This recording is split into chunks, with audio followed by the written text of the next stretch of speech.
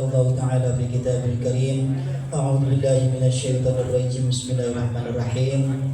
Wal 'asri innal insana lafi khusrin illa alladziina aamanu wa 'amilus shalihati wa tawassaw bil haqqi wa tawassaw bis sabr. Wa qala idan yarfa'illahu alladziina aamanu minkum walladziina utul 'ilma darajat. Qala Rasulullah sallallahu alaihi wasallam man lam yashkur linnas lam yashkur lillah kama qala Nabi sallallahu alaihi wasallam man ahabba yusaba fi rizqi wa sara fi athari falyasur rahimah. Sadaqallah wa sadaqa Rasulullah sallallahu alaihi wa alihi wasallam. Pertama yang saya hormati jajaran kepengurusan DKI Masjid Al-Ikhlas Hasaniyah yang alhamdulillah pada saat ini hadir tengah kita Bapak Wakil DKI Bapak Ustaz Sudiono SE beserta jajaran kepengurusan DKI yang saya hormati, Pak Imam Tetap, Bapak Zainal Arifin, dan saya juga yang lainnya yang saya hormati, tentunya pengasuh atau penasehat yang alhamdulillah pada kali ini tidak bisa hadir karena sesuatu dan lain hal, namun tidak mengurangi rasa kebersamaan di tengah-tengah kita. Begitu juga para pemangku jabatan di lingkungan Yayasaniyah, baik dari institusi Elberia maupun unit-unitnya yang saya hormati, begitu juga seluruh staf, baik staf senior maupun yang lainnya, juga karyawan-karyawati di lingkungan Yayasaniyah yang saya hormati. Puji dan syukur marilah kita senantiasa selalu panjatkan kepada Allah Subhanahu wa taala yang alhamdulillah pada awal bulan ini kita kembali hadir di Haflatul Mubarakah, tempat yang penuh keberkahan, yang mudah-mudahan dengan keberkahan yang Allah berikan kepada kita melalui tempat atau Masjid Al-Ikhlas ini mudah-mudahan menjadikan ikatan silaturahmi baik karyawan maupun karyawatinya, yang mudah-mudahan menjadi sinergitas di lingkungan kerja kita yaitu Yayasaniyah, yang mudah-mudahan senantiasa Yayasaniyah selalu senantiasa diberikan keberkahan Allah SWT sehingga keberadaannya dijaga oleh Allah SWT. Salawat ma'asalam mugiatin ibadatan kahiban alam baginda Nabi kita Muhammad sallallahu alaihi wasallam, pada keluarganya, sahabatnya, tabi'in sampai sekalian, yang mudah-mudahan senantiasa kita bisa selalu dalam menjalankan ajarannya dan tentunya kita bisa meninggalkan larangannya, dan kita berharap agar kelak kita semuanya akan mendapatkan sahabat umat. Amin ya Allah ya rabbal alamin. Jamaah rahmatullah, seperti biasa sebelum ta'lim kita mulai, mari kita baca umur suratul Fatihah. Yang pertama kita niatkan untuk mendoakan diri kita, anak-anak dan istri kita, doa kita, yang mudah-mudahan senantiasa selalu diberikan keberkahan oleh Allah SWT dalam kehidupan dan penghidupannya. Begitu juga kita yang ada di Yayasaniyah, mudah-mudahan senantiasa berikan oleh Allah keberkahan oleh Allah SWT. Juga kita mendoakan agar kiranya putra-putri kita yang sedang menuntut ilmu baik di pesantren maupun di Universitas Satya dan tempat ilmu lainnya, yang mudah-mudahan mendapatkan ilmu yang berkah. Yang ketiga, kita juga mendoakan agar kiranya orang tua kita yang mungkin telah mendahului kita, wabil khusus musibah-musibah yang terjadi di Sumatera, baik di Padang, di Aceh maupun di Sumatera Utara, kita doakan karena ada salah satu dari kerabat karyawan Yayasaniyah dari Duren Sawit yaitu Bu Rahmat, informasinya adanya meninggal dan kerabat lainnya masih belum diketemukan. Untuk itu kita berdoa kepada Allah agar kiranya musibah-musibah yang terjadi menjadikan muhasabah buat kita sekalian, dan mudah-mudahan kita dihindarkan dari musibah tersebut. Ala hadihinya wa ala kunatin salihah wa ila hadatin Nabi Mustafa Rasulullah sallallahu alaihi wasallam. Syaulillahi lahum al-Fatihah. A'udzu billahi minasyaitonir rajim. Bismillahirrahmanirrahim. Alhamdulillahi rabbil alamin arrahmanir rahim maliki yaumiddin. Iyyaka na'budu wa iyyaka nasta'in ihdinas siratal mustaqim siratal ladzina an'amta 'alaihim ghairil maghdubi 'alaihim waladdallin. Amin. Semoga dengan membaca suratul Fatihah kita baca, Allah senantiasa mengabulkan apa yang kita niatkan dan apa yang kita inginkan. Selanjutnya mari kita dengarkan kajian yang akan diisi langsung oleh guru kita Mukarram Bapak Ustaz Haji Abdul Majid SPDI. Pada beliau kami persilakan dengan segala hormat, dan nanti sebelum doa ada tanya jawab. Untuk itu dipersilakan untuk mempersiapkan tanya jawab tersebut. Kepada beliau kami persilakan dengan segala hormat.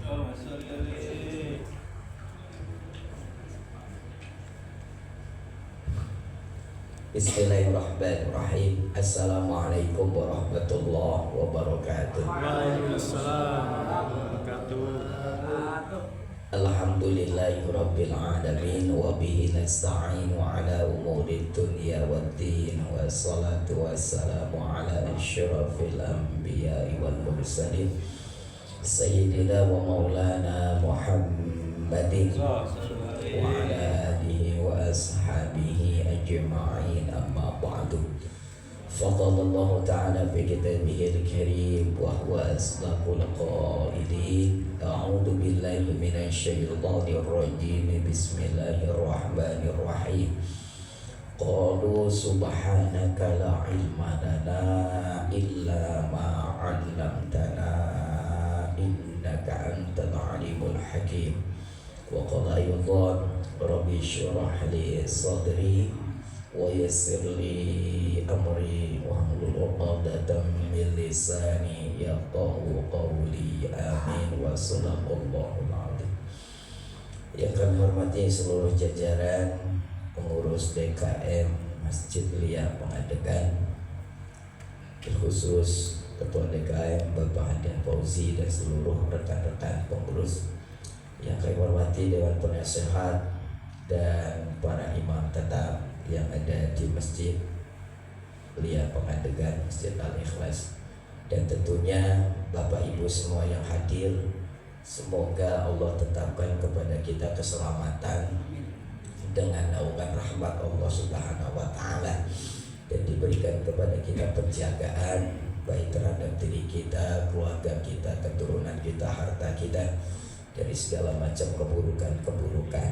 Dan semoga Allah berikan kepada kita keberkahan di dalam umur, keberkahan di dalam rezeki, keberkahan di dalam ilmu, keberkahan di dalam keluarga dan keturunan. Semoga hasil dunia dan akhiratnya, dan Allah jadikan kita semua hamba yang diridhoi baik dalam kehidupan maupun wafatnya kita semua, dunia maupun akhirat. Amin ya rabbal alamin. Bapak Ibu jamaah rahimakumullah ta'ala, selepas taklim kemarin Pak Manu bilang kok beberapa waktu ini ngomongnya masalah mati aja. Iya, ya nggak tahu, kadang saya itu materi ya sebuat-buatnya aja gitu ya. Nah, karena intinya adalah untuk nasihat. Kira apa yang dibidik, kira ada apa yang kiranya untuk bisa dimasukkan di dalam hukum fikih atau amal-amal tertentu yang bisa dilakukan untuk jamaah. Jadi sekian materi diusahakan ada bobot-bobot itu gitu. Selain keilmuan, tetapi ada amaliyah gitu ya, maupun ada pengetahuan tentang bab hukum di dalam Islam. Tapi memang Bapak Ibu, peringatan-peringatan terhadap wafatnya seseorang atau kematian itu memang sesuatu yang hendaknya kita selalu ingatkan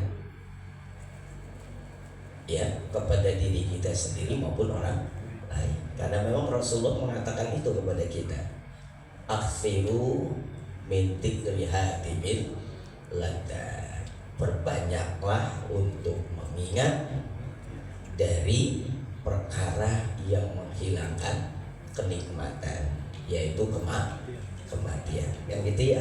Nah, tapi apa yang perlu kita pahami, mengingat kematian itu bukan berarti menjadikan kita akhirnya jadi lemes, nggak produktif. Itu salah itu ya.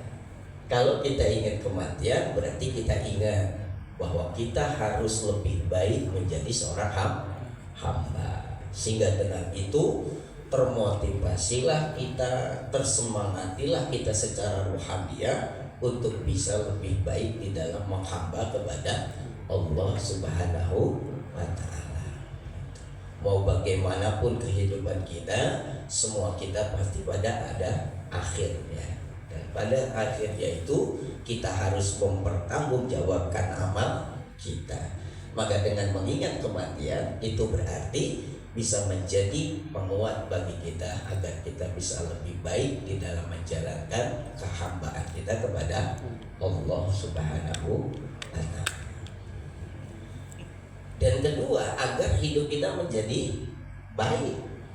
Sebab orang yang mengingat akhir hayatnya, maka ada jiwa yang terkontrol di dalam dirinya, agar dia bisa lebih baik sebagai seorang suami, agar dia bisa lebih baik di dalam kehidupan, agar dia lebih baik sebagai karyawan, kan gitu ya. Nah itu. Nah, kalau kita sudah diingatkan oleh Allah tentang kewafatan, tentunya sekarang kita masih hidup, begitu kan ya? Di dalam hidup kita sambil menunggu wafat kita, maka kan seperti kita sholat subuh, duhur, asar, maghrib, isya.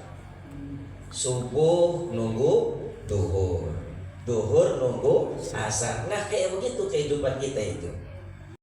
Ibu jamaah rahimahumullah ta'ala, ikhtiarilah, mintalah kepada Allah agar kehidupan kita menjadi kehidupan yang nyaman atau senanglah kita lalui.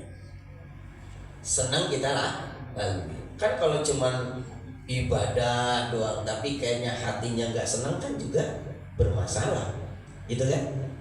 Maka di dalam menjalani kehidupan itu mintalah kepada Allah agar kita diberikan kebaikan dan diberikan oleh Allah perlindungan dari keburukan. Itu kan ya?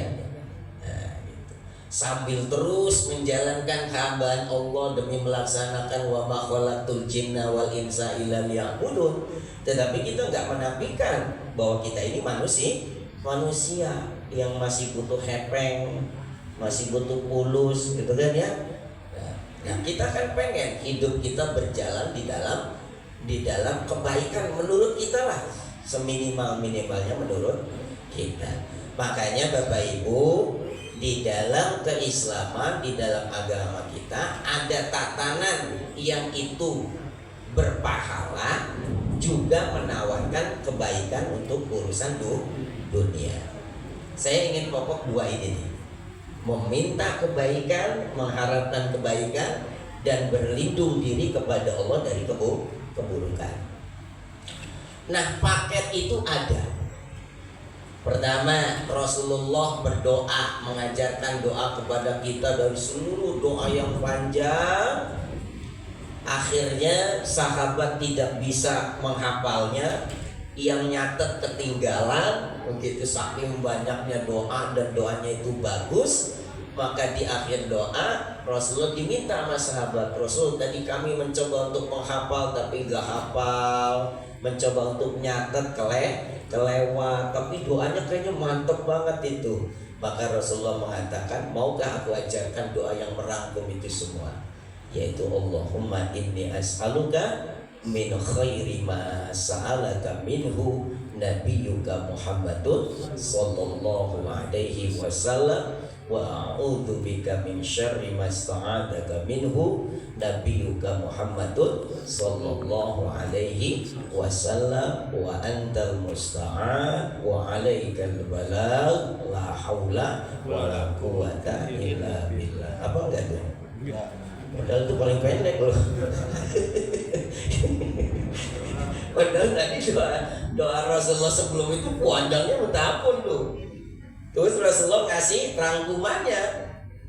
Ya kalau bahasa kita intinya gini Pak, Bapak Ibu ya, ya Allah, aku meminta kepadamu seluruh kebaikan yang dulu Nabi Muhammad meminta kepadamu.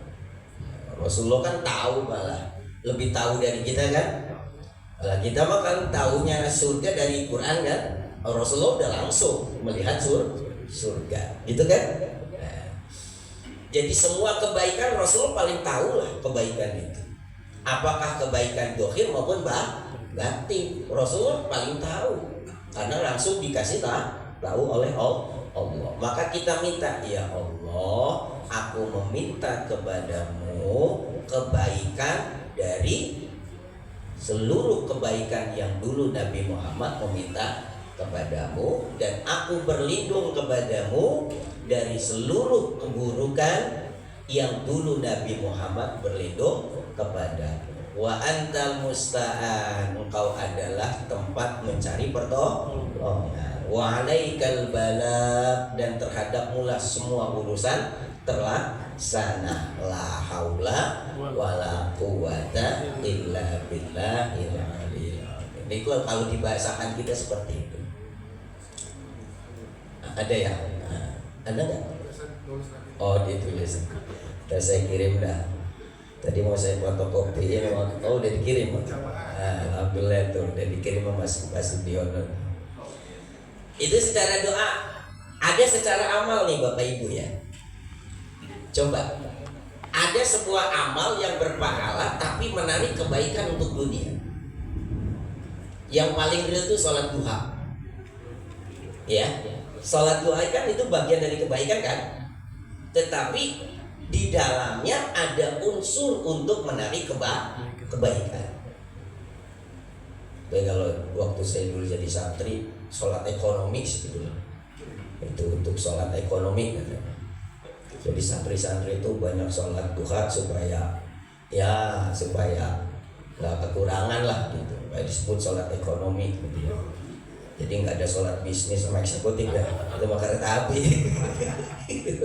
Sholat ekonomi. Ya karena memang coba sholat duha itu adalah sedekahnya kita untuk seluruh persendian kita. Orang yang banyak sedekah itu kan berarti dikasih balasan kan. Salah satu balasannya adalah diberikan kebaikan-kebaikan yang banyak. Terus sholat duha Rasulullah bilang juga dicukupi kebutuhannya, ya, itu. Paling sedikit berapa rakaat Ibu? 2. Paling banyak 12 ya. Tuh menarik tuh. Dan saya pernah cerita dulu ya. Saya kalau udah kepepet pasti sholat duha Bapak Ibu. Makanya kalau saya sholat duha istri bergeleng-geleng, kayaknya kagak punya duit. itu bukan bercandaan loh, memang serius. Jadi kalau saya udah sholat duha apalagi mantong 3 hari berturut-turut, istri saya pasti nyeletuk, kayaknya lagi nggak punya duit ya. Tapi yang saya rasakan benar, kalau udah sholat duha itu rezeki itu Allah kasih. Dan saya ingatkan ya Bapak Ibu ya, seperti bulan kemarin, jangan pernah melihat rezeki kita itu bulanan yang kita dapat di sini. Itu namanya mengecilkan jalan rezeki dari Allah. Rezeki Allah itu luas. Mungkin kita kerja di rumah buka warung gitu kan. Nah, di sini misalnya habis buat cicilan apa, tapi warungnya lah lancar. Misal lo yang punya apa? Alhamdulillah. Yang punya sambutan di koperasi gitu kan ya. Nah, tahu aja ya, gajinya udah dipotong, sampai rumah sedikit, tapi di luar punya usaha konter laris manis gitu ya. Belum buka aja udah antri tuh 10 orang untuk ngutang pulsa. Apalagi Abu Dar Al-Ghifari mengatakan dari Rasulullah sallallahu alaihi wasallam, man sholat duha rakaataini, siapa yang sholat duha 2 rakaat lam yuktab minal ghafilin, dia tidak digolongkan oleh Allah menjadi orang yang lupa. Ya. Man sholat arba'an, dan siapa yang sholat duha 4 rakaat kataballahu mil abidin, wah dia dicatat sebagai orang yang ahli ibadah 4 rakaat. Wa man sholat sitan, siapa saja yang menjalankan sholat duha 6 rakaat kufiya dalikal yaum, dicukupi semua kebutuhannya di hari itu, masya Allah. Waman sholat tamanian, siapa yang sholat duha 8 rakaat kataballahu minal qanitin, maka dia digolongkan oleh Allah menjadi orang-orang yang ahli ketaatan, qanit, menegakkan ibadah pada Allah. Waman sholat sintai asyara, dan siapa yang sholat duha sebanyak 12 rakaat banallahu baitan fil jannah, maka Allah bangunkan dia rumah di surga.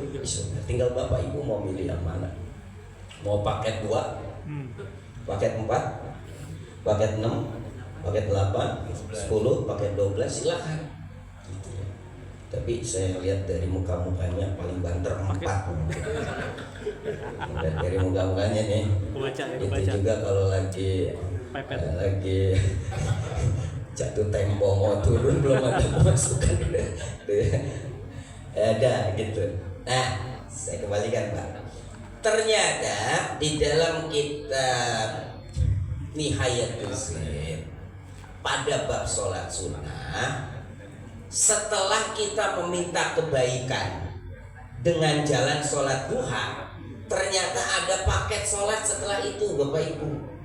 Ada paket sholat lagi.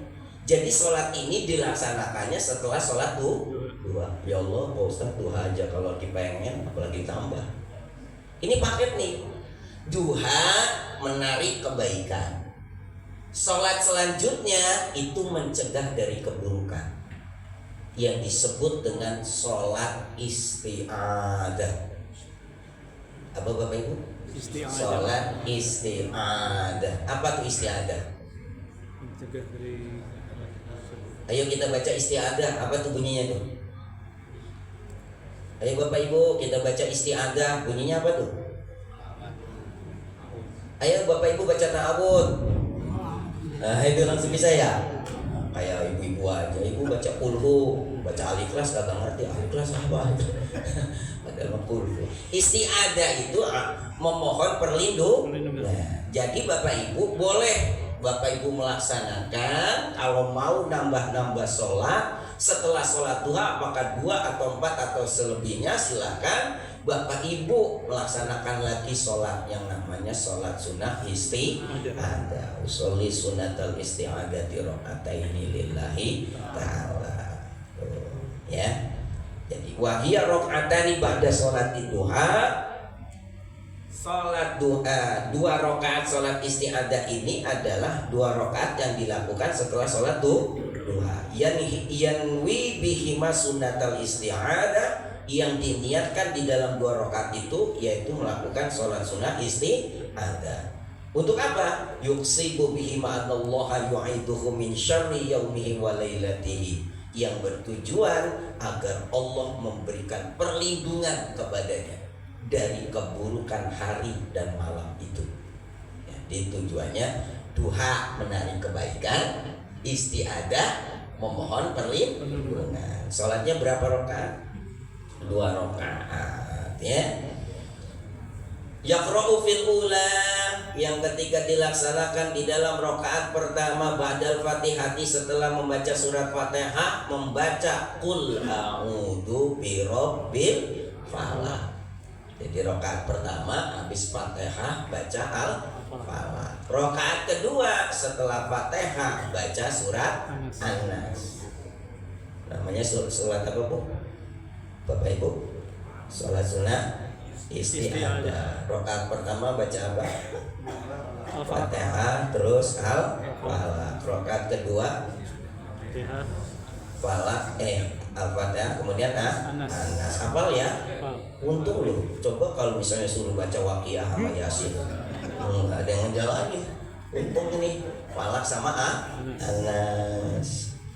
Setelah itu sumayat bidu'ail isti'adah. Kemudian setelah itu Bapak Ibu berdoalah kepada Allah dengan doa isti'adah. Wa huwa, doa itu adalah Bismillahirrahmanirrahim. Alhamdulillahirabbil alamin wa sallallahu ala sayyidina Muhammadin nabiyil ummi wa ala alihi wa sahbihi wa sallim. Apa enggak Bapak Ibu? Ini baru pembukaan, ini belum doanya. Intinya Allahumma inni a'udzubika min khalilin ma. Apa ini? Oh ya. Ainahu yar'ani wa qalbuhu yar'ani, in ra'a hasanatan dafanaha wa in ra'a sayi'atan ada'aha. Allahumma inni a'udzubika min yaumisu wa a'udzubika min lailatisu wa a'udzubika min sa'atisu wa a'udzubika min sahibisu wa a'udzubika min jarisu fi daril maqami sallallahu alaihi wasallam wa ala alihi wa sahbihi wasallam. Apa enggak Bapak Ibu? Apanya susunya doang tadi ya? Intinya gini. Ya Allah, saya berlindung kepadamu dari orang yang senantiasa berbuat makar, siapapun dia. Bisa jadi itu rekan kerja kita, bisa jadi itu orang di tengah jalan. Pokoknya kita berlindung diri dari orang yang berbuat makar, berbuat buruk. Kalau dia melihat saya, dia melihat dengan pandangan marah. Kalau dia melihat di dalam hatinya penuh kebencian di dalamnya. Kita berlindung diri dari orang seperti itu. Bapak Ibu ya. Yang kalau saya berbuat baik, dia nggak mau ngelihat kebaikan saya. Yang kalau saya berbuat buruk, dipiralkan sama dia. Tuh sahabat yang nggak benar tuh ya. Kalau kita berbuat baik, ditutup. Kalau kita berbuat buruk, dipiralkan. Baru, ya Allah, aku berlindung kepadamu dari hari yang buruk, dari malam yang buruk, dari waktu yang buruk, dari sahabat yang buruk, dan dari lingkungan yang buruk. Intinya memperlindungkan diri kita dari keburukan. Namanya sholat sunnah isti'adah. Dan ntar saya kirim dari WA ya, Bapak Ibu ya. Isti'adah. Ada. Ya, ada tuh. Nah, udah kirim aja Pak Sugiono tuh. Sholat sunnah isti'adah itu ya. Gitu. Ya. Jadi berlindung diri kepada Allah Subhanahu wa Ta'ala. Dan salah satu hal juga yang menjadikan kita dilindungi diri oleh Allah Subhanahu wa Ta'ala adalah kita sering beristighfar kepada Allah Subhanahu wa Ta'ala. Kapan Bapak Ibu kita beristighfar? Setiap saat ya. Habis sholat istighfar enggak? Istighfar. Habis berbuat maksiat istighfar enggak? Ketika terjadi bencana istighfar enggak? Nah sekarang ini kita banyak-banyak istighfar ya.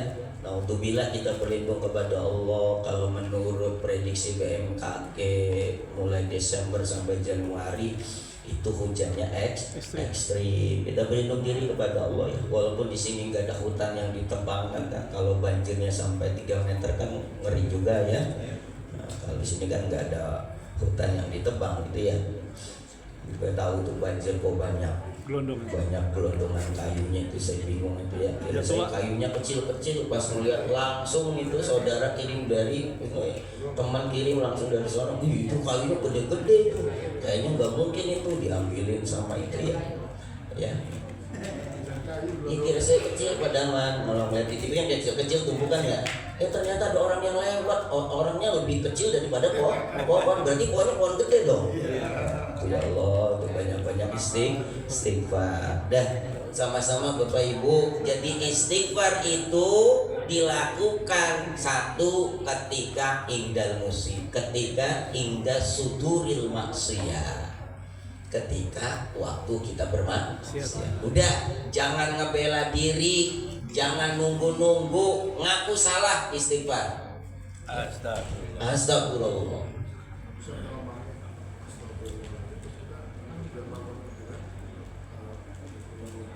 Boleh.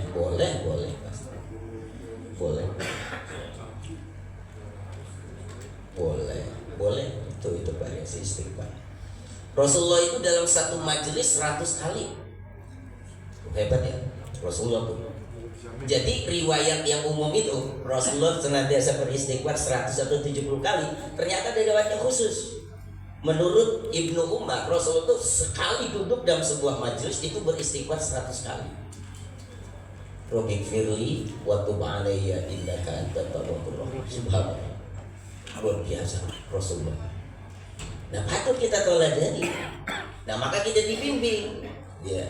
Di dalam kitab Syarah Audul Ma'bud, sarahnya kitab Sunan Tirmidzi, di situ dikatakan tempat kita beristighfar itu satu ketika kita melakukan maksiat. Kedua, inda baliyatin, ketika terjadi musibah. Apakah yang menimpa kita atau menimpa saudara kita?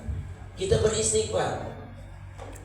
Karena kita nggak pernah pikir dhuharul fasadu fil bahri wal bahri bima kasabat aidinas. Kerusakan di dalam di dunia ini, di daratan ini ada campur tangan dari manusia. Kita nggak menafikan itu, Pak. Sama-sama istighfar lah. Kalau kita nunjuk orang, kita nunjuk ini udahlah. Apalagi mohon maaf, jangan langsung menuduh-nuduh, oh berarti warga Aceh banyak maksiatnya, warga Sibolga banyak maksiatnya. Jangan ya Bapak Ibu ya. Ya, jangan. Nggak boleh kayak gitu. Yang penting sekarang itu adalah mendoakan mereka, syukur-syukur memberi bantuan gitu ya.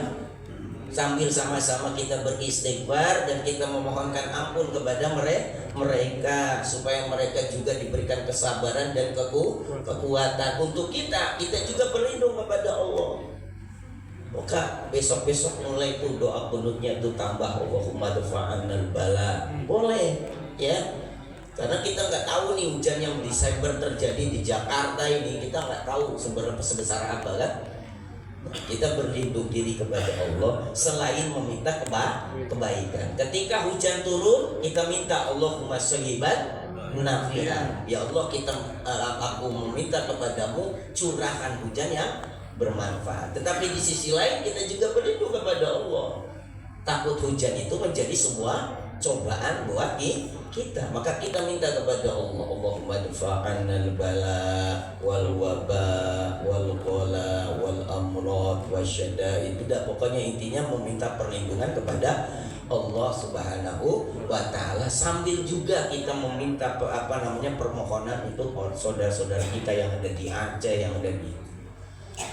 Dan yang ketiga jamaah, Bapak Ibu, istighfar itu dilakukan mandawama alaihi. Yang tadi Pak Sudiono dikasih ijazah itu, yaitu istighfar yang dilakukan sebanyak-banyaknya.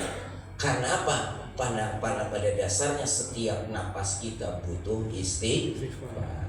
Rasulullah berkata, man tuba, beruntunglah liman wajada, terhadap orang yang ditemui sohifatan, catatan amalnya, istighfaron kathiron, dengan istighfar yang banyak.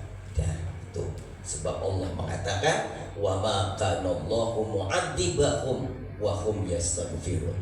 Tidaklah Allah itu akan mengadab sebuah kaum kecuali mereka dalam keadaan beristighfar kepada Allah Subhanahu wa ta'ala. Jadi tadi sama-sama kita prihatin terhadap saudara kita di sana ya. Boleh Bapak Ibu melaksanakan kunut nazilah, silakan. Ya, silakan. Kalau tidak kunut nazilah berarti di kunut subuh atau di doa bersama, yang intinya semoga mereka diberikan kesabaran, ya kan? Coba kalau misalnya ada saudara kita yang belum ketahuan sekian hari, gitu kan? Di mana itu dia berada, itu kan luar biasa itu cobaan batiniahnya. Maka sama-sama kita mendoakan mereka, semoga mereka diberikan oleh Allah kesabaran, kasih sayang Allah, diberikan kekuatan iman, dibantu melaksanakan sholat-sholat mereka, dan semoga mereka diberikan pahala yang besar. Dan secara bentuk realnya ya, kalau kita bisa membantu, silakan membantu dengan materi yang kita punya. Wallahu a'lam bishawab. Sambil nunggu ketetapan Allah, jalanilah tugas kita sebagai seorang hamba, dan di dalam kehidupan kita mintalah kepada Allah menjadi orang yang diberikan kehidupan yang baik, yaitu kehidupan yang diberikan oleh Allah kebaikan, dan kita dipelihara atau dijaga oleh Allah dari keburukan. Berdoalah dan beramallah. Doanya tadi beramal, salah satunya dengan sholat duha dan sholat sunnah istighfar. Silakan, ada yang mau bertanya. Tapi jam 1 ya setelah dia. Ya Pak Agus. Mengenai ini Ustaz, sholat isyraq ya. Isyraq ya. Sholat isyraq, saya tuh mau sholat isyraq tapi banyak halangan. Banyak halangannya begini Ustaz. Antara terbit dengan isyraq ini kan, ya menurut saya lama gitu ya. Lama. Nah, 90 menit. Itu sudah berusaha itu baca Quran, capek, bosan. Terus istighfar, ngantuk. Nah pada akhirnya di luar itu ada yang ngobrol, ngopi, saya ikut ngopi dulu. Nah terus sholat isyraq bagaimana Ustaz? Boleh selama masih di masjid. Selama masih di masjid yang boleh. penting ngomongnya ngobrol-ngobrol dalam kebaikan. Iya, ngobrol-ngobrol seperti itu. Nah sekarang kalau udah isyraq berarti duha. Nah dua tadi istiadah. Istiadah misalkan gini, sholatnya sholat ekonomis kan itu, dan jumlahnya ekonomis juga. 2 rakaat. Ya boleh. Boleh. Jadi tidak harus ini ya. Oke, baik. Jadi Bapak sholat isra mau nambah sholat 2 rakaat, tambah sholat istiadah. Oh itu luar biasa. Ya, satu lagi topiknya yang ini yang di luar ini. ada orang yang berpuasa disangkanya sudah maghrib. Iya. Sudah maghrib ya, dia buka. Apakah ada doa khusus untuk pengganti? Artinya pengganti itulah seperti kalau kita sujud sawi gitu ya kalau ini. Iya. Apakah ada doa seperti itu karena begini dia tuh makan ternyata belum maghrib. Belum maghrib. Udah makan dia udah di tengah-tengah Iya. maghrib. Gitu. Apakah ada ini tidak Iya. berganti? Bisa jadi dia masang jamnya Indonesia bagian timur. Udah. Ya. Jadi bagus punten ya. Jika sekiranya kita berpuasa, kalau itu puasa wajib seperti puasa Ramadan, kemudian kita berbuka, nyatanya itu belum maghrib, maka tetap itu dikatakan berbuka, maka puasanya menjadi batal. Bukan karena lupa loh ini ya, ketidaktahuan ya. Ketidaktahuan ini sesuatu yang jarang terjadi kalau dalam bab fikih, beda dengan lupa. Maka di dalam pembahasan di dalam fikih, orang yang seperti ini sama seperti orang yang terlambat nggak nyangka bahwa sudah waktu subuh dia masih makan, maka dia sudah dikatakan tidak berpuasa, sudah iftar. Maka menggantinya dia harus mengkodok di hari yang lain. Kalau itu sholat puasa sunnah, maka dia batal dan tidak perlu dikodok, dan Allah sudah memberikan pahala sesuai dengan kebaikan yang telah dijalankan. Bagus. Kalau puasa wajib, dia wajib dikodok, sama seperti dia tidak mengetahui sudah subuh atau dia tidak mengetahui maghrib belum datang sedangkan dia sudah berbuka. Itu dalam fikih dikatakan dihukumi dia sebagai orang yang sudah batal. Maka dalam bab puasa kan harus diketahui masalah waktu. Kalau kita lihat baca ayat puasa, salah satu yang ditekankan di ayat-ayat itu adalah waktu. Jadi gitu bagus ya. Bukan lupa ya, Bukan lupa. Ya. Bukan lupa. Kalau lupa pribadi. Ada yang nanya lagi? Silakan ibu-ibu. Silakan ibu. Badri. Tanya apa? Dingin ini, memang dingin ini, kayak di kutub. Kalau tidak ada saya Tenggara Selatan Tenggara. Kalau tidak ada saya. Kalau tidak ada bagus lagi. Nah ini ada ini nih kasusnya begini Ustaz. Iya bagus. Kasusnya imam itu kalau jadi imam itu kan kadang suka dorong-dorongan ya. Nah termasuk juga saya juga suka didorong atau dipaksa. Iya. Tapi ada ketidakpercayaan diri dalam hal ini hubungannya dengan buang angin Ustaz. Buang angin. Saya khawatir ya, Iya. saya khawatir nanti ketika jadi imam terjadi seperti itu sementara Batal. posisinya seperti ini, tidak ada jalan keluar. Tidak ada jalan keluar. Tidak ada jalan keluar. Apa yang mesti lakukan? Apa saya menahan atau bagaimana? Karena kalau misalkan dibatalkan juga melewati imam, Iya, melewati iya. imam juga ini. Iya. Nah, sehingga saya merasa kalau disuruh jadi imam itu jadi ragu. Karena kasus tadi itu. Karena kan dia. Terima kasih. Luar biasa ini pertanyaan ini bisa diungkap jadi 5 jawaban. 1, hukum dorong-dorong imam. Hukum dorong-dorongan imam itu makruh. Tadaku, udah lu enggak, gua kurang bagus baca. Lu bagus banget. Iya, gua cuma hafal qul a'udzu birabbinas doang. Nah, gitu, dorong-dorongan. Itu makruh tuh. Makanya hendaknya di setiap masjid ada imam roh. Ya, dorong-dorongan menjadi imam itu makruh. Apalagi kalau dorong-dorongannya sambil kencang, itu bisa jadi haram, takutnya menyebabkan perkelahian. Itu satu. Jadi hendaknya kalau kita mau tahu tadafu itu makruh, maka kalau hendaknya kita memang bisa mengimami, langsung aja bismillah untuk menghindari dari kemakruhan. Dan memang konteksnya di situ dibutuhkan imam rotib. Yang kedua, ketika kita dalam sholat, tahu-tahu ada yang terasa di perut kita, mau buang angin, atau menahan kerasa apa selagi sholat pengen pipis, apa yang dilakukan? Wajib menahan hadas itu selama kita mampu dan tidak berbahaya. Kalau sebelum sholat, sunahnya dibuat. Itu perintah Rasul, gitu ya. Tapi kalau terjadi di dalam sholat Bapak Ibu, kita mau kentut, kita mau buang air besar, kita mau pipis, sejauh yang bisa kita tahan, walaupun mungkin giginya udah kayak gimana, gitu ya, tahan tuh, selama tidak ada mudarat, gitu kan ya. Dan masalah kentut harus dipahami Bapak Ibu, baik dalam kondisi imam maupun menjadi makmum, kentut itu membatalkan kalau ada suara atau ada baunya. Ada suara atau ada baunya. Jadi kalau Bapak Ibu merasa kentut, coba teliti ada suaranya enggak? Oh no, enggak ada suaranya. Silent itu. Ada baunya enggak? Kayaknya minyak wangi semua ini baunya. Berarti enggak, itu permainan setan. Ya, permainan setan. Yakin aja terus. Rasulullah itu Al-Hadi, ya kan? Orang yang menunjukkan kepada kita. Beliau kasih rumusan. Kalau nggak ada suara, nggak ada bau, fala yang solibila sholat. Jangan berpaling dari sholat. Terus sholatnya. Ya. Kenapa? Karena pada saat itu celah setan mengganggu kita. Lalu kalau kebetulan memang nggak bisa ditahan, apalagi kondisinya jadi imam atau jadi makmum, maka udah sholatnya menjadi batal.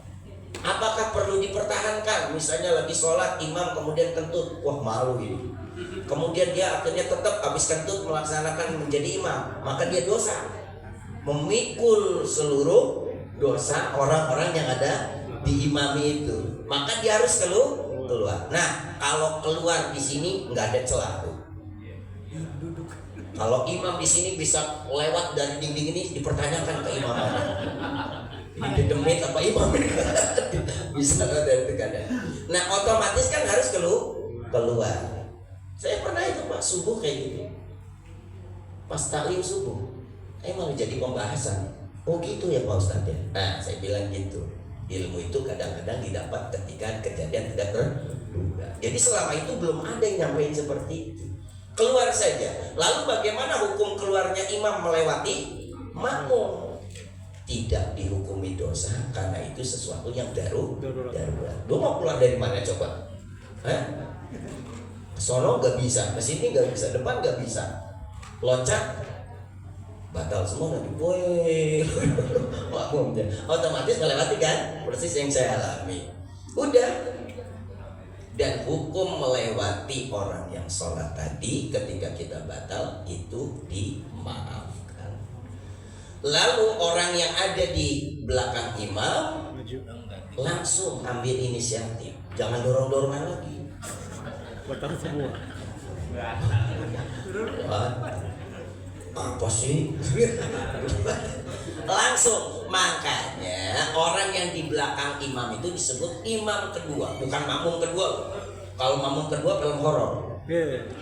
Imam kedua ganti, langsung ambil inisiatif. Makanya yang di belakang imam itu punten ya Bapak Ibu ya punten ya, harus diperhatikan juga memang. Kalau bisa orang yang siap mengganti kalau imam sudah batal. Lalu barisannya kosong nih, maka yang terbaik orang yang di belakang mengisi. Ya, yang terbaik loh. Kalau yang di belakang nggak ngerti, yang samping geser semua. Nah, gesernya ke arah mana yang terbaik? Ke arah sebelah kanan. Mana barisan kanan? Nah, berarti yang dari sini.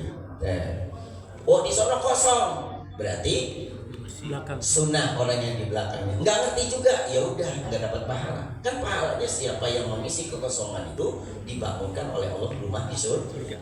Jadi luar biasa itu. Jadi kalau kita dalam keadaan ke situ, ya gak usah khawatir, bagus, langsung batalkan saja kalau memang sudah batal. Karena saya pernah Pak, Bapak Ibu, saya dilaporin orang ada imam sampai kencing malah. Mungkin karena sepuhnya, tapi karena ketidaktahuannya dan karena egonya nggak mau diganti dan nggak mau malu bahasanya, dia tetap memaksakan sholat. Lalu ada jamaah bilang ya batal kalau kayak gitu. Gimana proses saya sholatnya kalau itu menit? Ya udah, kamu sholat kodok. Kalau memang mengetahui memang imam itu memang sudah udur, cuman mohon maaf orangnya nggak mau malu, jadi dia tetap memaksakan imam. Mungkin bagi dia ini mah darurat, nggak ada dalam hal itu darurat. Karena apa? Ada makmum di belakang imam yang bisa mengganti imam. Saya rasa itu aja Bapak Ibu ya. Udah diwakili pertanyaannya sama Pak Agus semua ya.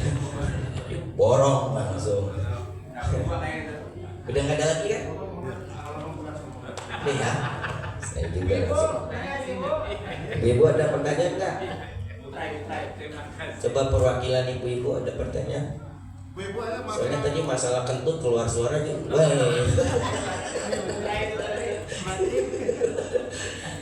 Ada. Sudah itu ya. Alhamdulillah kalau nggak ada. Kaji hari ini masuk semua ya. Dan kami ya. Kalau ada yang perlu ditanya, tanya Pak. Nanti saya kirim ke itu ya.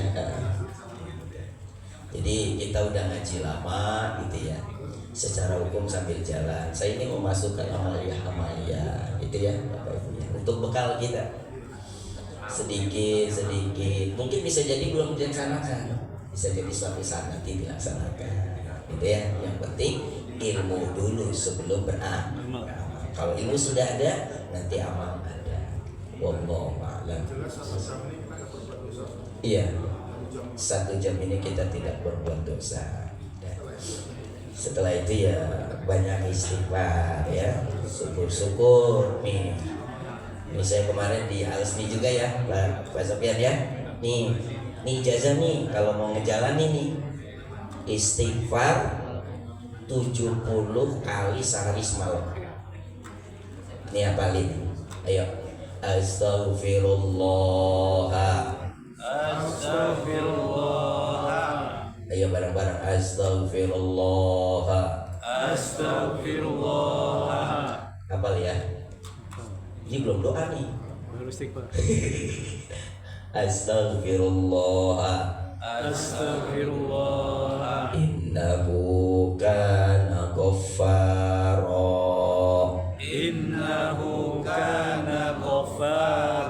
Sekarang kita sambungin. Astaghfirullah. Innahu kana ghaffara.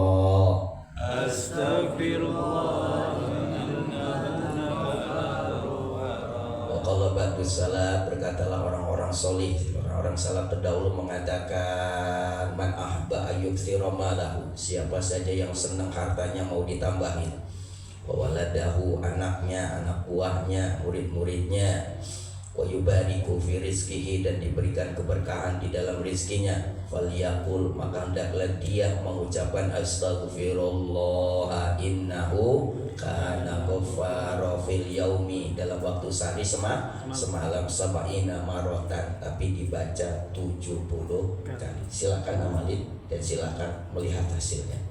Rizkinya makin tambah, anaknya makin banyak. Kalau soal istri saya nggak bisa ngomong ya. Yang di situ pokoknya anak banyak. Kalau soal istri saya nggak tahu. Apakah anak banyaknya dari istri yang banyak, nggak tahu saya. Bapak-bapak ya, mohon maaf ya. Dan kemudian rizkinya diberkahi. Silakan amali, insyaallah lihat hasilnya, jadikan tiket-tiket kita. Bismillahirrahmanirrahim. Alhamdulillahirabbil alamin. Allahumma shalli wa sallim ala sayyidina Muhammadin. Rabbana zalamna anfusana wa in lam taghfir lana wa tarhamna lanakunanna minal khasirin. Allahumma a'inna ala dzikrika wa syukrika wa husni ibadatik. Allahumma ighfir lana dzunubana wa liwalidayna wa liman syayikhina wa limuallimina wa liman lahu haqqun alaina wa liman habba wa ansana ilaina wa likafatil muslimin ajma'in. Allahumma najjil musabina fi Sumatera. Allahumma ya Allah, selamatkanlah saudara-saudara kami yang ada di Sumatera yang sedang terkena musibah, khususnya di Aceh, khususnya di Padang, khususnya di Sumatera Utara, di bagian Sumatera Utara. Allahumma ya Allah, Allahumma arhamhum, ya Allah sayangilah mereka, turunkan rahmat kepada mereka, waj'alhum minas sabirin, dan jadikanlah mereka orang-orang yang bagus di dalam kesabaran, wa tsabbit imanahum. Ya Allah, di dalam musibah mereka tetapkanlah keimanan mereka, tetapkanlah solat-solat mereka, dan tetapkanlah ibadah-ibadah mereka. Allahumma ajur fi musibihim, fi musibatihim. Ya Allah, berilah pahala yang besar terhadap musibah kepada mereka. Warzuqhum khaira, dan berikanlah kebaikan-kebaikan yang banyak terhadap mereka. Dohiron wa batinan, baik yang dohir maupun batin. Allahumma dafa'anna wa anil muslimin al-bala wal waba wal amrad wasyada'id wal zalail wal zalazil wal fitana wal mihana ma dhahara minha wa ma batan min baladina Indonesia khassa wa min buldanil islami amah, innaka ala kulli syai'in qadir. Allahumma ya Allah, lindungilah dari kami dan dari seluruh kaum muslimin dan muslimat dari bala, musibah, bencana, gempa bumi, keburukan-keburukan, kondisi-kondisi yang memberatkan, penyakit-penyakit, fitnah dohir maupun batin, khusus di negara kami, lebih khusus dari belahan bumi negara kami yang terkena musibah, dan seluruh negeri-negeri kaum muslimin dan muslimat. Innaka ala kulli syai'in qadir.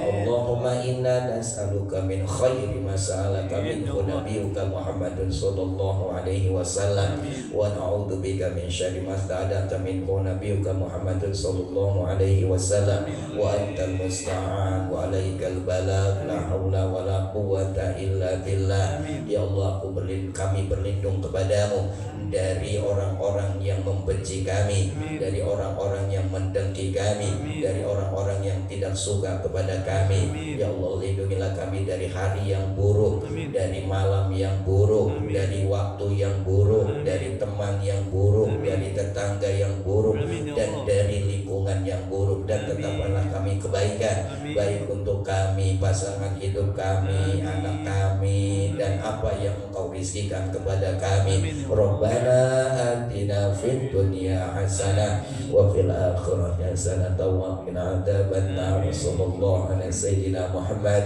walhamdulillahi rabbil alamin. Assalamualaikum warahmatullahi wabarakatuh.